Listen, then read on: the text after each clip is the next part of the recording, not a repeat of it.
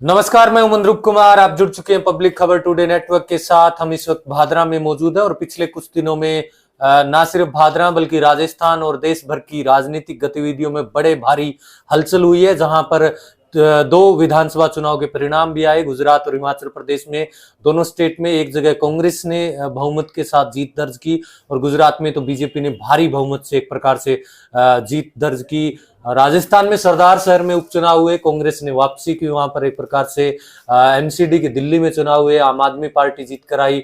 और गुजरात में आपको बता दें, असुद्दीन ओवैसी की पार्टी एआईएमएम ने भी इस बार कहा था कि वो चुनाव लड़ेंगे। हालांकि चुनाव भी लड़ा, लेकिन जिस प्रकार से उन्हें बिहार और दक्षिण के राज्यों में सफलता मिली थी, उस प्रकार से सफलता नहीं मिली, सिरे से नकार दिया। वोटों की ध्रुवीकरण की बातचीत हम करेंगे। हमारे साथ अदरीस अली जी एडवोकेट हैं। भादरा की राजनीति में बड़े परिवर्तन आए। इनके अदरीस जी के डुड्डी परिवार से पुराने लिंक है। जयदीप डुड्डी ने भारतीय जनता पार्टी ज्वाइन की पिछले कुछ दिन पहले। एसपी सिंह जी के बारे में भी सूचना आ रही है कि पूर्व आईएएस अब भारतीय जनता पार्टी ज्वाइन करने जा रहे हैं। वहीं पर संजीव बेनीवाल जी, जो जन आक्रोश यात्रा भारतीय जनता पार्टी के कार्यक्रम में कर जरूर रहे हैं, लेकिन उनकी जो जन आक्रोश यात्रा में वो आक्रोश दिखा नहीं पा रहे। क्या कारण है? शायद संभवतः वो भी थोड़े दिन बाद बीजेपी से वापस अपने घर वापसी कांग्रेस में कर सकते हैं, जैसे कयास लगाए जा रहे हैं। इसी बीच मुनस्री में उपचुनाव हुए, वहां पर मार्क्सवादी कम्युनिस्ट पार्टी की उम्मीदवार ने जीत दर्ज की बड़े वोटों से। सोसाइटी के चुनाव में भी इस बार खासा एक प्रकार से अदला बदली दिखी। तमाम पहलुओं पर चर्चा करेंगे। अदरीस जी, सबसे पहले तो आपका स्वागत है। बहुत बहुत नमस्कार, आपका बहुत बहुत स्वागत है। सर, क्या कहेंगे? राजस्थान में उपचुनाव हुए सरदार शहर में और कांग्रेस ने उपचुनाव में जीत दर्ज की। और कांग्रेस ने ना सिर्फ इस उपचुनाव में बल्कि अशोक गहलोत की सरकार बनने के बाद जितने भी उपचुनाव हुए सभी में जीत दर्ज की है। क्या वाकई में जन कल्याणकारी योजनाएं कांग्रेस की आम जन तक पहुंच रही है और इसी के कारण ये उपचुनाव में जीत दर्ज हो रही है? कांग्रेस का जो चुनाव प्रचार था वो बड़ा मैनेजमेंट तरीके से था और कहीं ना कहीं दिख रहा था कि जिस प्रकार से पुराने नेता जो भाजपा छोड़ के चले गए थे, कांग्रेस विचारधारा से चले गए थे, अंतिम समय में भाजपा ने कुछ लोगों को ला करके मिलाया कि उनसे जनाधार मजबूत होगा। लेकिन सीक्वेंस ऐसी बैठी कि एक तीसरी मोर्चा जो हनुमान बेनीवाल जी के नाम से चल रहा था, युवा जोश था, वहाँ एक जाति विशेष के बहुत सारे संख्या में वोट थे, वहाँ पोलिंग भी अच्छी हुई। और ये दोनों पुराने चेहरे थे, पिंचा जी भी पुराने थे और क्योंकि स्वर्गीय भंवरलाल जी का भी बहुत लंबा राजनीतिक इतिहास रहा है। हम लोग साथ रहे, वो जनता दल में थे, लोक दल में थे, उसमें हम भी उनके साथ काम करते थे, तो उनके प्रति सहानुभूति भी थी। और अनिल शर्मा को कहीं ना कहीं लोगों ने ये माना कि जो जन कल्याण योजनाएं चल रही हैं, इस प्रकार से सीएम साहब ने 3 दौरे किए, मंत्री को ड्यूटियां लगाई, एक तरीका उन्होंने निकाला लोगों ने कि भी वोटों का विभाजन हो, लेकिन विभाजित नहीं कर पाए।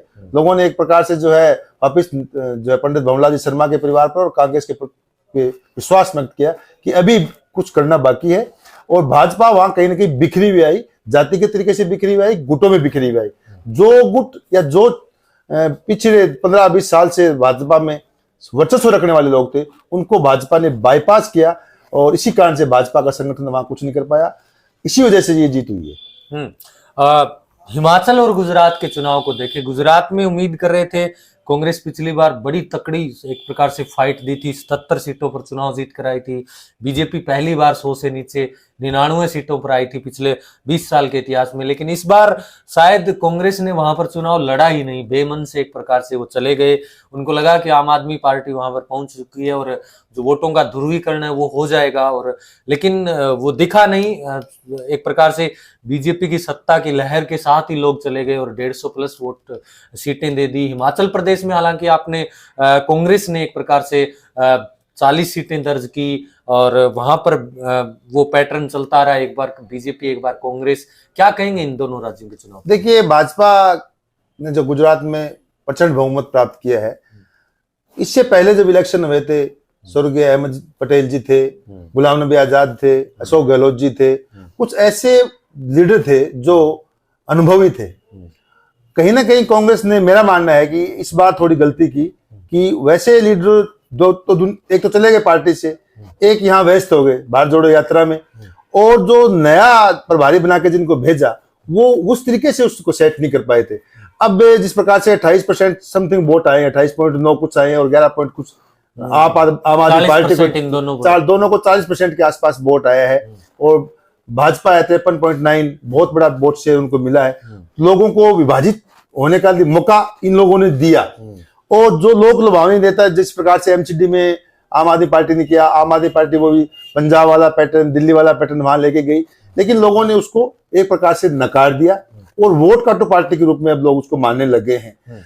अब आम आदमी पार्टी के नेता जिस प्रकार से पर्ची देते वो जीतेगा, वो जीतेगा, वो जीतेगा, वो विश्वास भी आम आदमी पार्टी खो चुकी है, क्योंकि आम आदमी पार्टी ने पिछले 10 वर्षों से 15 वर्षों से अच्छा कार्य किया, नो डाउट अच्छा कार्य किया, लेकिन जो एमसीडी में उनकी व्यवस्था थी उन्होंने ज्यादा एमसीडी को ध्यान दिया। आम आदमी पार्टी हिमाचल से भाग गई, ये भी एक सेटबैक रहा कि जहां आप लॉन्च होने के बाद में आपको दिखा कि यहाँ आपका जनाधार नहीं है, ग्रास ग्राउंड पे आप नहीं हो, तो फिर वो वापस आ गई। तो कहीं ना कहीं उसको अभी भाजपा को फायदा मिला।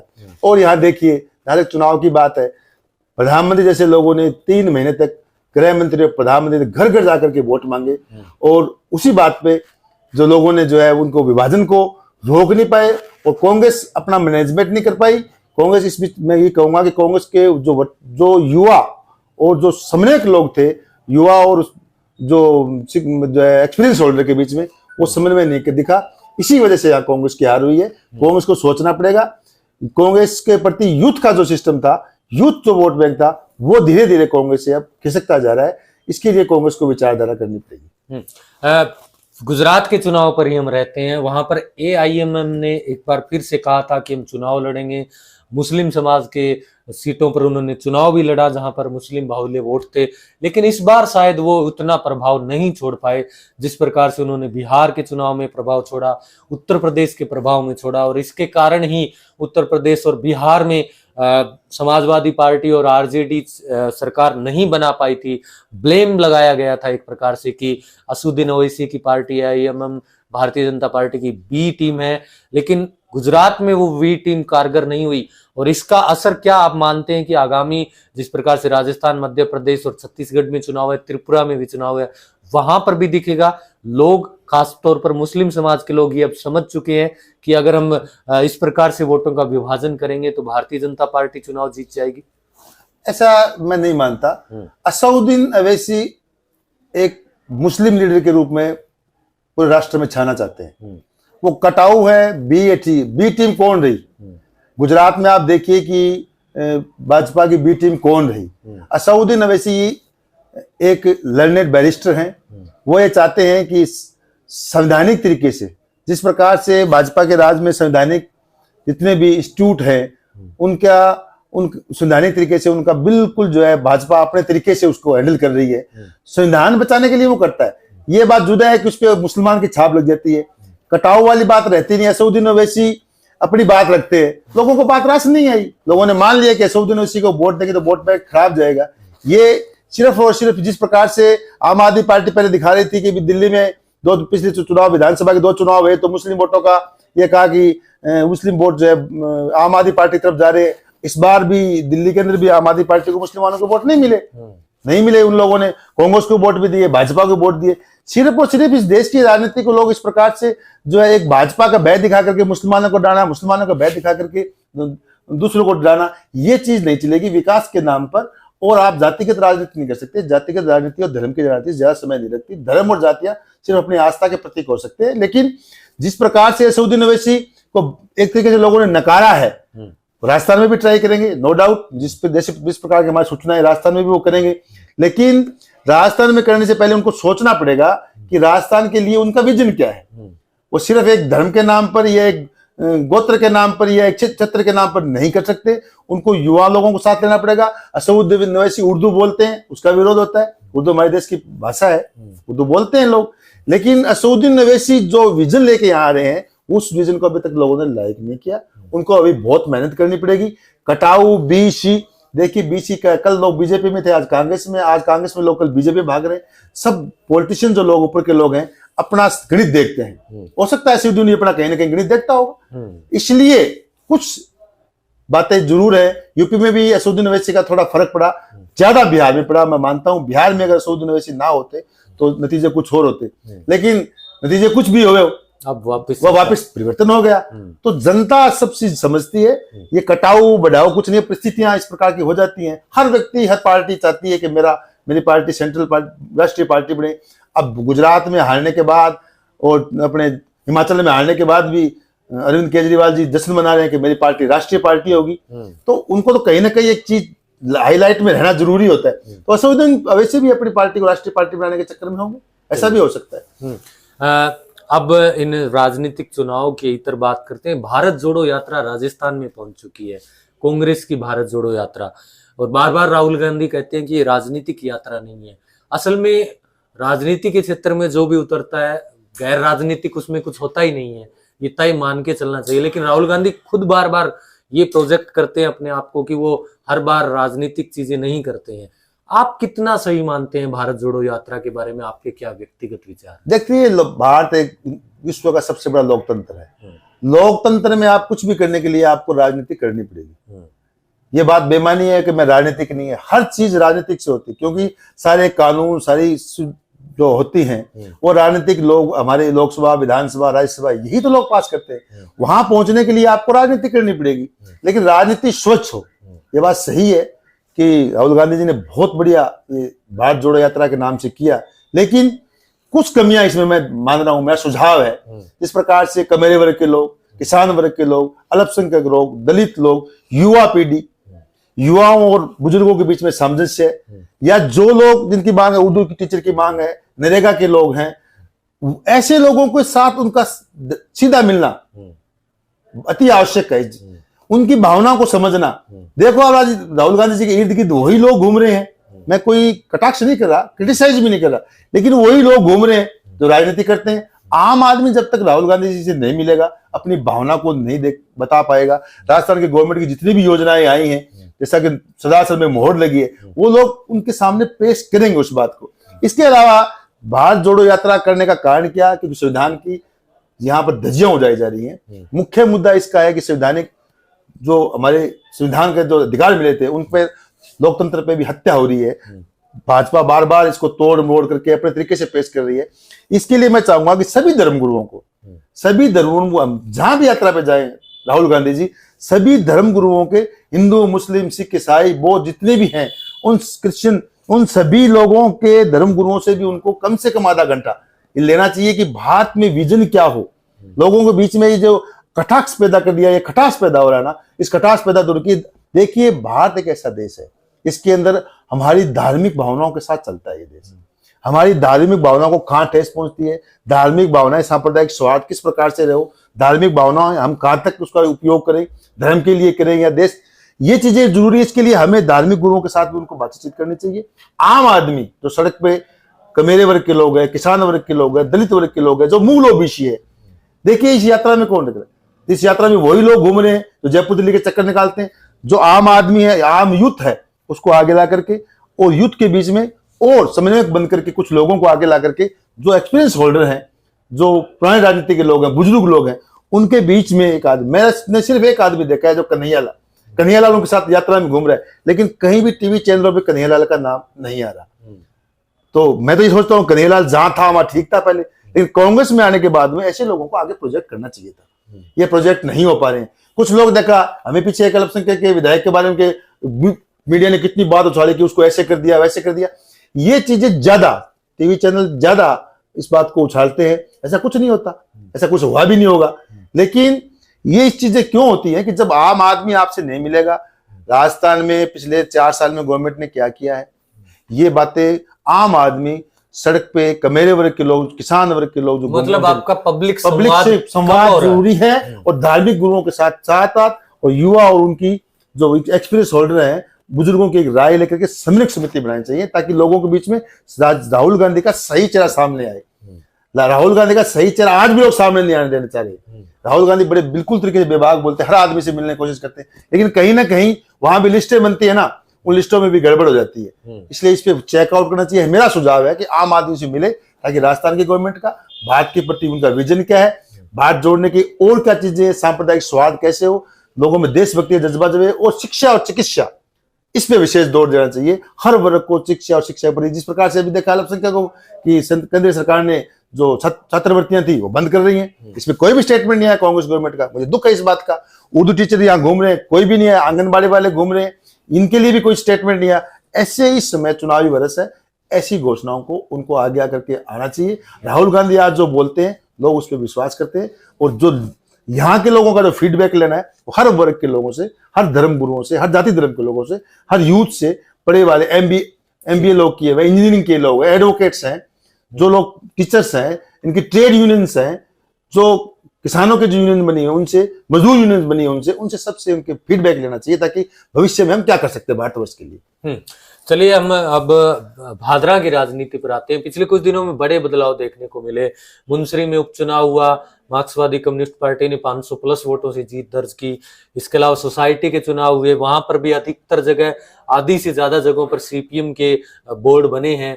तो क्या मान के चलें, और जिस प्रकार से जयदीप डूडी बीजेपी में चले गए, एसपी सिंह भी संभवतः अगले महीने या इसी महीने बीजेपी ज्वाइन कर रहे हैं, जिस प्रकार की बातचीत चल रही है, संजीव बेनीवाल जी पहले से ही बीजेपी में हैं, तो क्या लोग मानकर चल रहे हैं कि कांग्रेस की टिकट अब नहीं आने वाली है, बलवान पूनिया ही कांग्रेस के और माकपा के नेता रहेंगे, और बीजेपी के पास इतने ज्यादा नेता चले गए, क्या होगा भादरा की राजनीति में? देखिए, इससे पहले 13 में क्या हुआ था, 11 एक तरफ थे, एक तरफ था, उस समय भी यही हुआ था। तो अब जो लोग इधर उधर घूम रहे थे, देखिए भादरा की राजनीति और क्षेत्रों से अलग है। हमारा एडजॉइनिंग पड़ता है हरियाणा के, यहाँ पर हर समय आपको समय देना पड़ता है। मुंसरी के चुनाव को लोगों ने सेमीफाइनल खुद नहीं घोषित कर दिया। जो लोग अभी पराजित हुए हैं उन्होंने कहा सेमीफाइनल, तो सेमीफाइनल वो हार गए, तो फाइनल में तो वो पहुंचे ही नहीं, तो कहां जाएंगे फिर? तो जो सेमीफाइनल में जीता है उसके सामने को दूसरा सेमीफाइनल में आएगा, तो वही तो चुनाव उनका तो फाइनल होगा।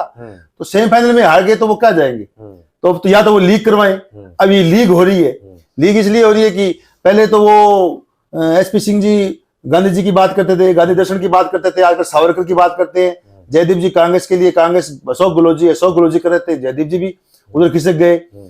अब संजीव बेनीवाल जी बचे हैं। संजीव बेनीवाल जी को पहले लोग मानते थे कि ये बिल्कुल निर्विवाद नेता है भाजपा का, यहाँ पर उसके पीछे एक रवि बंसल आया, नोटंकी करके लोगों के बीच में आ गया। सुना है उनके गांव में भी उनकी कोई कोऑपरेटिव सोसाइटी में रिजल्ट के पक्ष में बोर्ड बना गया। तो ये चीजें जो दिख रही है ना, इस चीजों से ये हो रहा है कि लोग एक नेता के प्रति जिसने पिछले 4 साल से काम किया है, उसने कम्युनिस्ट पार्टी में रहते हुए भी, सत्ता में शामिल न होकर के, बाहर से समर्थन देकर भी भादरा में 4 साल से जो काम किया है उस पर लोगों ने मुंसरी में मोहर लगाई है, और उसी मोहर को लोगों ने पक्का किया है सोसाइटी के चुनाव में। जबकि देखिए सोसाइटी के चुनाव में कभी कम्युनिस्ट पार्टी का वर्चस्व नहीं होता था, सदैव सोसाइटी के चुनाव में कांग्रेस और बीजेपी के लोगों का होता था। लेकिन इतना प्रचंड बहुमत उनको मिला है, 2-4 जगह टॉस से अगर नहीं हारती तो 2/3 से ऊपर मेजोरिटी उनके पास थी। ये दिखाता है कि आपको जागना पड़ेगा, जागेगा वो पाएगा, सोएगा वो खोएगा। ये जागने का काम करते हैं हमारे बलवान पूनिया जो मौजूदा विधायक है, ऊर्जावान है, हर आदमी की बात सुनते हैं। देखिए इस भादरा में नहीं बल्कि इस देश में जो कमेरे की, गरीब की, अमीर की जो बातें करेगा, जो आगे आएगा, ओल्ड पेंशन स्कीम कितना बड़ा है, उसके लिए कितना बड़ा स्ट्रगल किया है, कितनी योजनाएं आई, पेयजल की कितनी और चीजें आई हैं। आप उसका ये नहीं कि मुझे बलवान पूनिया जी का विरोध करना है, आप विरोध नहीं कीजिए। आप एक विचारधारा का विरोध आपकी अलग हो सकती है, लेकिन अच्छा काम अगर कोई आदमी करता है ना, उसको लोग एक्सेप्ट करने चाहिए। विकास के नाम पर लोगों ने मुंसरी में वोट दिया, जहां 23 से वहां 505 हुए, सारे लोग एक हो गए, जाति का, धर्म का, गोत्र का, सब नारे के। पिछले मैंने तो 4 महीने पहले ही कह दिया था, जब ये प्रकरण हुआ था, तो मैंने कहा था जो गांधी दर्शन की बात करते हैं, वो सावरकर की बात करते हैं, वो भी वहां घूम रहे थे, उन लोगों ने भी कर दिया मार लो। इसका मतलब ये इन सब लोगों का जो नई भाजपा ज्वाइन की है, जो पुरानी भाजपा है, जो भाजपा और कोई एक लाइन पे, बॉर्डर लाइन पे खड़े, इधर जाए उधर जाए, असमंजस की स्थिति है। उनको कहीं ना कहीं पिछले 4 साल के काम और एक चेहरा दिख रहा है जिसके पीछे जनता का समर्थन है, जनता का उसको आशीर्वाद प्राप्त है, उनसे उनको भय है। और ये भय ये बात साबित करता है कि आप उतना काम करेंगे तो उसके बराबर पहुंचेंगे, अगर आप उतना काम नहीं करेंगे तो उससे पीछे रहेंगे। चुनाव की चर्चा चल ही रही है, जन आक्रोश यात्रा निकाल रही है भारतीय जनता पार्टी। हमने भी व्यक्तिगत तौर पर देखा, बहुत से गांव में बहुत थोड़े लोग आ रहे हैं, 20, 25, 30, 50। क्या वाकई में एक प्रकार से संजीव जी बेनीवाल के बारे में अब चर्चा और मजबूत हो चली है पिछले 2-3 दिनों से, कि वो भारतीय जनता पार्टी को शायद अलविदा कहेंगे और वापस घर वापसी करेंगे कांग्रेस में?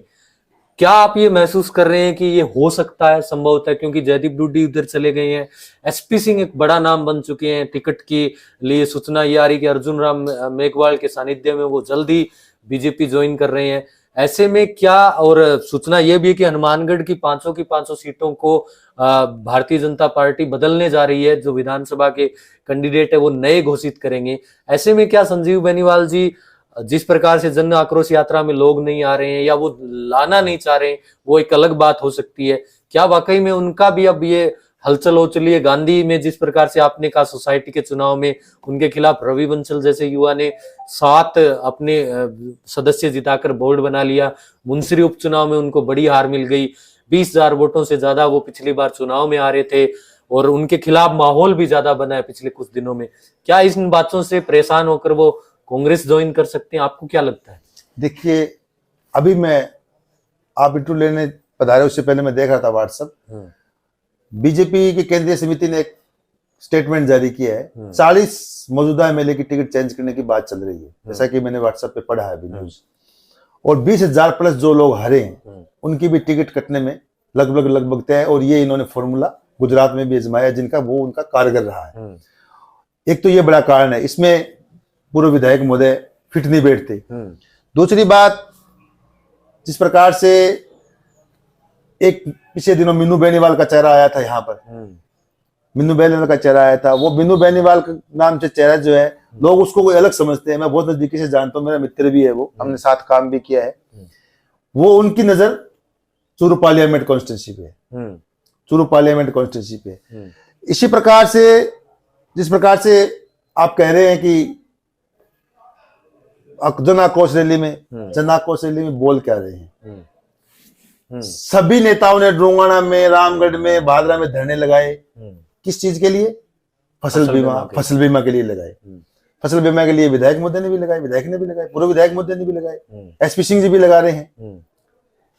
तो फसल बीमा के लिए जो गवर्नमेंट ने कह दिया कि दिसंबर तक सारे पैसे जमा हो जाएंगे, टेक्निकली क्यों रही, ये रुका क्यों, किस कारण रुका, सर्वविदित है। कहां गड़बड़ हुई? 2-3 जगह गड़बड़ हुई, भादरा तहसील में गड़बड़ हुई, उनकी वजह से जांच में समय लगा, वो लोग आज कहां बैठे हैं। तो कई बार क्या होता है, आजकल फीफा वर्ल्ड कप चल रहा है, वर्ल्ड कप में आदमी 3-3-2 की टीम से खेलती है, फिर उसको आपको स्ट्रेटेजी चेंज करनी पड़ती है। संजीव बेनीवाल जी ने स्ट्रेटेजी चेंज की नहीं, जो लोग फसल बीमा के अंदर गड़बड़ कर रहे थे उनको लोगों को नाश्ते करने शुरू कर दिए, कुछ ऐसे लोगों को, मेरे जैसे लोगों को जिनको माइक दे दिया, तो उनके इर्द गिर्द जो लोग घूम रहे हैं उनको परिवर्तन करना पड़ेगा। बार बार एक बात को आप बोलते हो माइक पे, और वो ऐसी बात है जो लोग ताली तो जरूर बजा सकते हैं कुछ मेरे जैसे लोग, लेकिन जनता की भावनाओं के अनुकूल वो बात नहीं होती, जो जनता चाहती है वो बात आ नहीं पाती। जनता को क्या चाहिए? बिजली, पानी, चिकित्सा, शिक्षा, सड़क, ये चीजें चाहिए। ये काम पिछले 4 साल से हुए हैं, फ्री में इलाज चिरंजीवी योजना में हो रहा है, कितनी योजनाएं बनी हुई हैं, कितनी योजनाएं भी इंप्लीमेंट होनी बाकी हैं, 14 ब्रानी गांवों का होना है, राजगढ़ सड़क बाकी है, C65 बाकी है, और 12 शहर की 101 करोड़ की जो है पेयजल योजना है, 12 शहर की 53 करोड़ की जो पानी निकासी की योजना है, ये अभी इसी बजट में आने वाली है, और 12 शहर में 2 इंग्लिश मीडियम स्कूल आने वाली हैं, बाकी गांवों में भी आएंगी। ये विजन हम भी विधायक को देते हैं, हम विधायक से हमारी डिस्कस होती है, हम कहते हैं इन चीजों पे आप काम करो, ये सारे काम इस कार्यकाल में होने की पूरी संभावना है। और निकट भविष्य में जैसा कि आ रहे हैं, हमारे पास फीडबैक आ रहा है कि अगले कुछ ही दिनों में राहुल गांधी जी की यात्रा के बाद माननीय मुख्यमंत्री महोदय इस प्रकार का यहाँ पर घोषणा करने भी भादरा आएंगे, तो ये चीजें हो जाती हैं। और अगर संजीव बेनीवाल ने स्ट्रेटेजी चेंज नहीं की, इन्हीं चेहरों को आगे रखा, देखिए कई बार क्या होता है कि आदमी के साथ ऐसे चेहरे हो जाते हैं तो उससे लोग अलग घूमने लग जाते हैं। जन आक्रोश किस बात का? एक मुद्दा बताओ आप, किस चीज का आक्रोश कर रहे हैं? वो कानून व्यवस्था की बात करते हैं, अपराध घटित होते हैं, पकड़े भी जाते हैं। ऐसा कोई जघन्य अपराध नहीं हुआ जिसमें भादरा शहर में ऐसी कानून व्यवस्था की दिक्कत आई हो। एक बहुत बड़ा मुद्दा 3-4 महीने पहले हुआ था, उसमें भी अथक प्रयत्न किए थे कुछ लोगों ने, लेकिन फिर भी लोकल लोगों ने, कर्मचारियों ने, थोड़ी बहुत अधिकारियों ने, पुलिस अधिकारियों से या भूल या लापरवाही रही होगी, लेकिन उसको बड़े अच्छे तरीके से स्टेट गवर्नमेंट ने, क्षेत्रीय जनप्रतिनिधि ने और आम पार्टी के नेता ने, चाहे वो किसी भी पार्टी से विश्वास रखते हो, मैं बीजेपी कांग्रेस की बात नहीं करता, सबने अच्छा भादरा में माहौल बनाया। एक जो मेरे संज्ञान में है कि अभी एक जो शोपराबास में मर्डर केस हुआ था, एक महिला का, वर्ध महिला का, वो मुद्दा आज तक मेरे खटकता है, और जब जब भी मैं पुलिस अधिकारी से मिलता हूँ, व्यक्तिगत रूप से मैं कहता हूँ ये टेस्ट होना चाहिए, ये टेस्ट होना चाहिए, ये वर्द महिला की हत्या हुई है। इसके अलावा एक भी मुद्दा ऐसा नहीं है, चोरी गई, यहाँ से कितनी भेड़ें चोरी हुई, लूट हुई, डकैतियां हुई, सारे के सारे चीजों के पीछे हैं। चाहे ट्रैक्टर भी, एक ट्रैक्टर के जगह 2 ट्रैक्टर तो लिया ही लोग। क्या ये बातें, अब ये चीजें आप गांव में जाके कहते हो एक चोरी के मामले में कि वो फलां जगह ट्रैक्टर चोरी हो गया, वह चोरी पूरी मोटरसाइकिल चोरी होगी, तो एक जनप्रतिनिधि जो विधानसभा में बैठता है, राजस्थान की सबसे बड़ी पंचायत में बैठता है, और वो वहां जन आक्रोश रैली में चोरी घटनाओं का जिक्र करे। चोरी कोई मुद्दा नहीं है, चोरी होगी, चोरी पकड़ी जाएगी, लेकिन वास्तव में जनता के मुद्दे क्या है, जनता के मुद्दे क्या है, जनता के मुद्दों को जब तक आप नहीं रखोगे, जब तक जनता आपको सुनने नहीं आएगी, और आपको स्ट्रेटेजी चेंज करनी पड़ेगी। आपको ये खिलाड़ी जो आगे रखे ना फॉरवर्ड वाले, उनको बैकफुट पे करना पड़ेगा, और बैकफुट में कोई बढ़िया उसको फॉरवर्ड में लाना पड़ेगा, तभी आप गोल स्कोर कर सकते हो। चलिए, खूब राय दे रहे हैं अदरीस जी, और माने भी जाते हैं। पिछले 20-30 साल से इस राजनीति, सक्रिय राजनीति को देखते भी आ रहे हैं, और तमाम नेताओं के साथ अच्छे संपर्क भी रहते हैं। तो आप मान के चलते हैं 4 साल बाद भी मौजूदा विधायक के खिलाफ एक प्रकार से एंटी इनकमेंसी नहीं है, और क्या कांग्रेस और माकपा की जुगलबंदी एक प्रकार से ना सिर्फ भादरा में, क्या राजस्थान में भी कांग्रेस की सत्ता वापस करवा सकती है?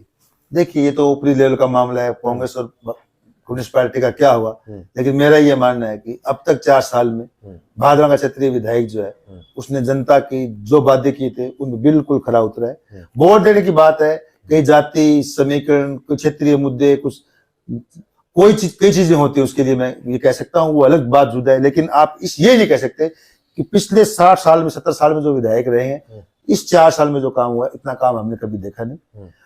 और इस काम के बदले अगर वोट दे तो बलवान पुनिया का कोई स्थान ही नहीं है आज के दिन।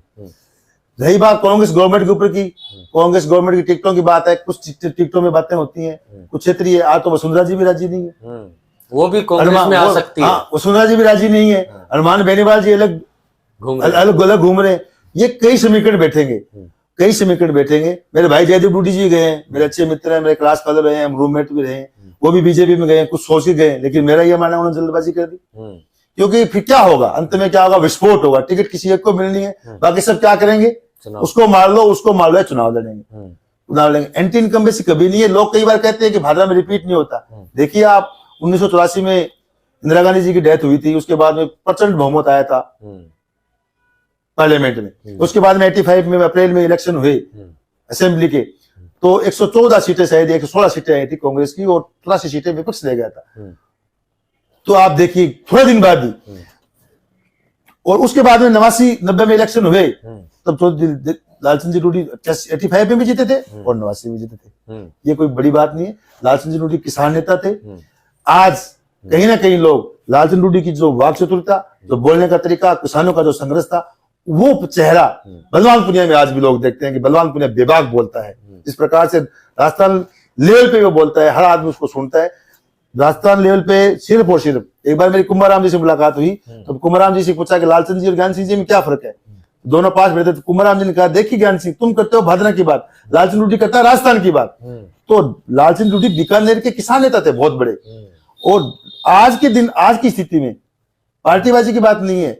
आज के दिन राजस्थान में किसानों की आवाज, दलित, मजदूर, किसान, अल्पसंख्यक, जितनी भी पेंशन स्कीम, जितनी भी बातें से उठाने के लिए, पानी, बिजली के मुद्दे बेबाक तरीके से भादरा का विधायक उठाता है। इसके लिए हम भादरा विधायक, हमें बताने की जरूरत नहीं है कि आप कहां से हो, भादरा से। लोग ये कहते हैं कि बलवान पुनिया का, तो ये चीज एक आवाज है। हमने एक आवाज भेजी थी, वो खड़े उतरे। कुछ सुधार करने की आवश्यकता होगी, जनता बता देगी, हम सहयोग करेंगे, सब बातचीत करके, और जो कुछ बातें रहेगी वो पूरी करेंगे। आप सभी का सहयोग, मीडिया का खास तौर से सहयोग, मीडिया से भी मैं कहूंगा, ये इलेक्शन ईयर है, आप लोग बड़ा सुंदर तरीके से इंटरव्यू लेकर के अच्छी बातों को आगे लीजिए, और इस प्रकार से जाति धर्म की ये बातें, इन भी चीजों से इस देश को, इस भादरा को दूर रखिए। जो अच्छा काम करेगा उसको जनता चुनेगी, जागेगा वो पाएगा। मैं कह रहा हूं, सोएगा वो खोएगा।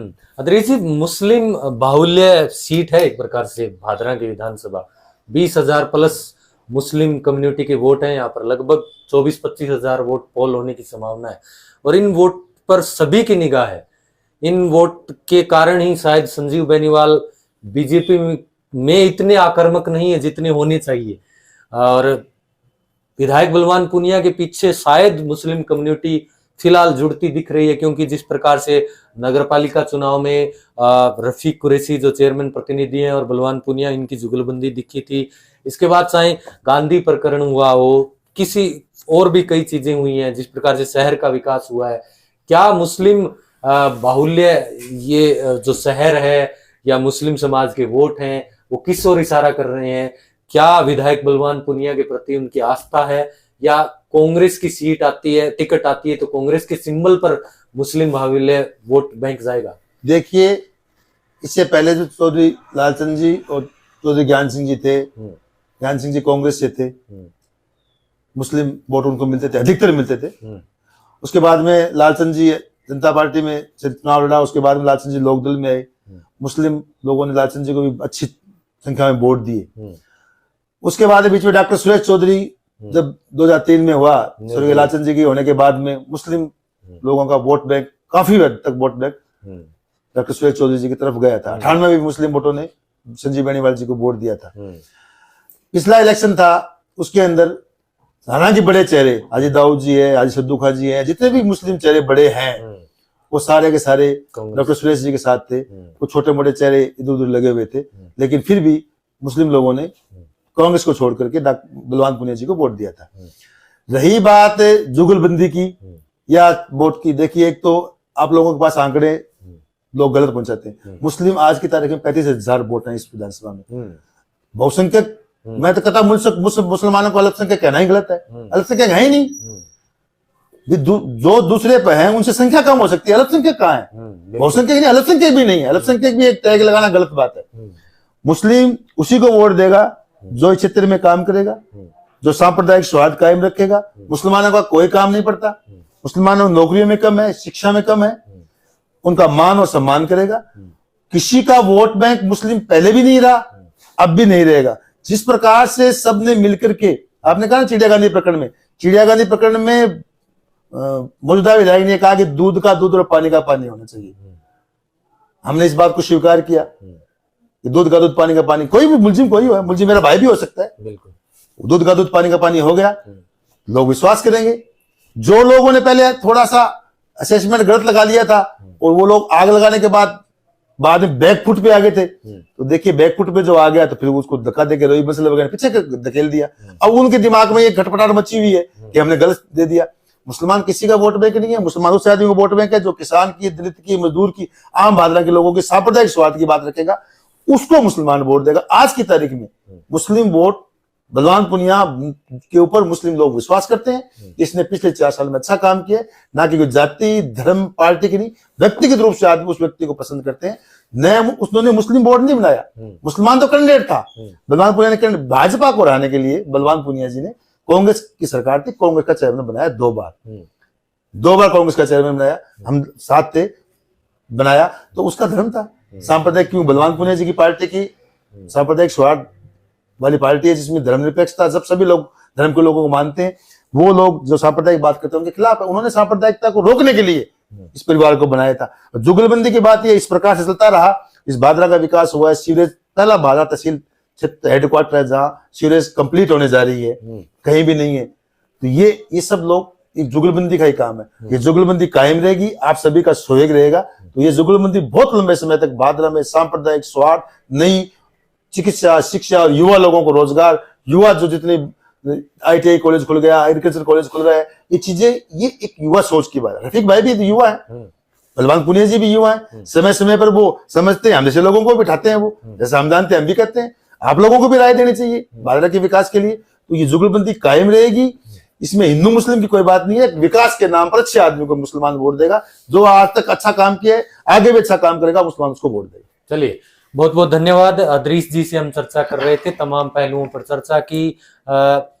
विधायक बलवान पूनिया के बारे में इन्होंने बताया कि जिस प्रकार से विकास कार्य करवाए हैं, 4 साल बाद भी किसी प्रकार की एंटी इनकम्बेंसी का माहौल नहीं है। लोग विकास के नाम पर वोट करना चाहते हैं और ये मुंसरी उपचुनाव और सोसाइटी के चुनाव में दिखाया भी है, और आगे भी उम्मीद है कि जिस प्रकार से विकास कार्य हो रहे हैं उस पर जनता मोहर लगाएगी। और तमाम पहलुओं पर हमने एक प्रकार से चर्चा की। भाजपा की वर्तमान स्थिति पर, SP सिंह जिस प्रकार से बीजेपी ज्वाइन करने वाले हैं, जयदीप जी डूडी बीजेपी ज्वाइन कर चुके हैं, संजीव बेनीवाल जी जन आक्रोश यात्रा में थोड़े कम आक्रामक दिख रहे हैं। सभी समीकरणों पर चर्चा हुई और भारत जोड़ो यात्रा के लिए भी अदरीश जी ने कहा है कि जिस प्रकार से राहुल गांधी यात्रा कर रहे हैं, तमाम पब्लिक डीलिंग उनकी ज्यादा होनी चाहिए, पब्लिक संवाद के कार्यक्रम वो ज्यादा से ज्यादा करे, बेहतर होगा। देखने वाली बात यह है कि इस राजनीतिक साल में एक प्रकार से राजनीतिक उठापटक का यह साल रहेगा, चुनावी साल अब बन चुका है। तो इस चुनावी साल में बहुत से समीकरण बनते बिगड़ते आप देखेंगे, तमाम पहलुओं पर हमारी भी निगाह बनी रहेगी। अगर आप ये वीडियो हमारे यूट्यूब पर देख रहे हैं, हमारे चैनल को लाइक करें, सब्सक्राइब करें, फेसबुक और ट्विटर पर भी हमें फॉलो करना ना भूलें। धन्यवाद।